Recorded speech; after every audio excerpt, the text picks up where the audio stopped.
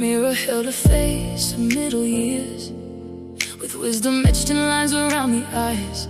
Yet from the lips came old and bitter fears, like a haunting ghost that never truly dies.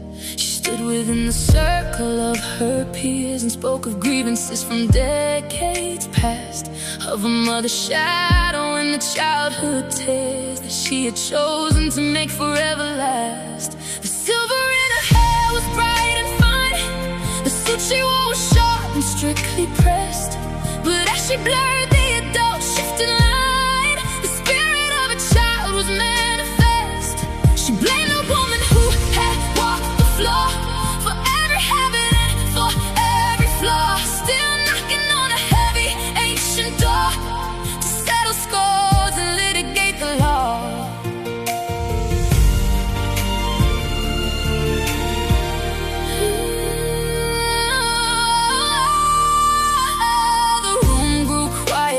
Stories flowed of slice from summers 30 years away, while the heavy debt of womanhood she owed was traded for a tantrum on display. A giant toddler in a tailored frame, demanding that the world should understand, while keeping a small and flickering flame of a childhood grudge held tightly in her hand. There comes a time when the branches must be strong,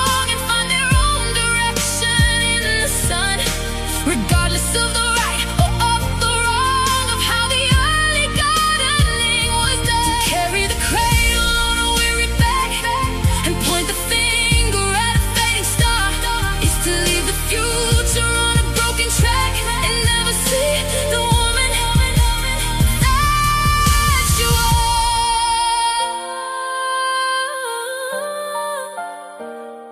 The listeners turned their heads and walked away from the spectacle of a life in reverse, with the maturity of a golden day was traded for a mother's ancient curse. She stood alone with the echo of a clear towering height, with a very small heart, for the only person who can set her free is the one